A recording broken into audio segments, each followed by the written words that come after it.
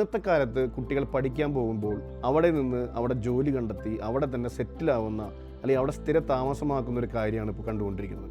എന്തുകൊണ്ടാണ് ഇവരെല്ലാവരും പോകുന്നത്? വെറുതെ പൈസയ്ക്ക് വേണ്ടി മാത്രമാണോ? നല്ല ജീവിത നിലവാരം, വ്യക്തി സ്വാതന്ത്ര്യം, സുരക്ഷ, ഇതൊക്കെയാണ് അവർ അവിടെ കാണുന്നത്. നമ്മുടെ നാട്ടിലെ കുറഞ്ഞ ശമ്പളവും സദാചാര പോലീസിങ്ങും തൊഴിലില്ലായ്മയും ഒക്കെ അവരെ മടുപ്പിക്കുന്നുണ്ടാകാം. പക്ഷേ ഇതിനൊരു പരിഹാരമില്ലേ? അവിടെയാണ് റിവേഴ്സ് മൈഗ്രേഷൻ എന്ന ഒരു ആശയം, അതല്ലെങ്കിൽ തിരിച്ചൊഴുക്ക് എന്നൊരാശയം പ്രസക്തമാക്കുന്നത്. ഈ ഒഴുക്ക് തടയാനും പോയവരെ തിരികെ എത്തിക്കാനും സർക്കാർ ചില പദ്ധതികൾ ഇപ്പോൾ തന്നെ ചെയ്യുന്നുണ്ട്.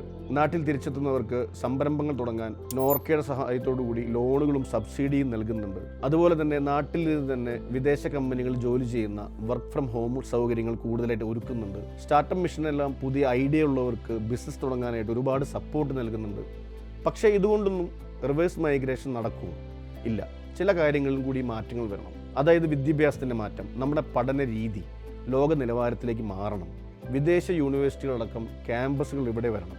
ബിസിനസ് ചെയ്യലുകൾ എളുപ്പമാകണം. ഒരു ചെറിയ കട തുടങ്ങണമെങ്കിൽ പോലും 10 ഓഫീസ് കയറുന്ന അവസ്ഥ മാറണം. നോക്കുകൂലി പോലെയുള്ള പ്രശ്നങ്ങൾ പൂർണ്ണമായും ഇല്ലാതാക്കണം. സ്വാതന്ത്ര്യത്തോടുകൂടി യുവാക്കൾക്ക് പേടിയില്ലാതെ നടക്കാനും ആസ്വദിക്കാനും പറ്റുന്ന ഒരു നൈറ്റ് ലൈഫ്, സുരക്ഷിതമായ സാമൂഹിക സാഹചര്യം ഇവിടെ ഉണ്ടാവണം. റിവേഴ്സ് മൈഗ്രേഷൻ നടന്നാൽ അത് കേരളത്തിൻ്റെ മുഖച്ഛായ തന്നെ മാറ്റും. വിദേശത്തെ IT കമ്പനികളിൽ ജോലി ചെയ്യുന്നവർക്ക് ഇവിടുത്തെ പച്ചപ്പിലിരുന്ന് ജോലി ചെയ്യാൻ പറ്റുന്ന ഡിജിറ്റൽ നൊമാഡ്സ് ആ രീതിയിലേക്ക് കൊണ്ടുവരാൻ സാധിക്കണം. വിദേശത്തെ ആധുനിക കൃഷിരീതികൾ പഠിച്ചു വരുന്നവർ ഇവിടുത്തെ കൃഷിയെ ഒരു വലിയ ബിസിനസ്സാക്കി മാറ്റാൻ സാധിക്കും.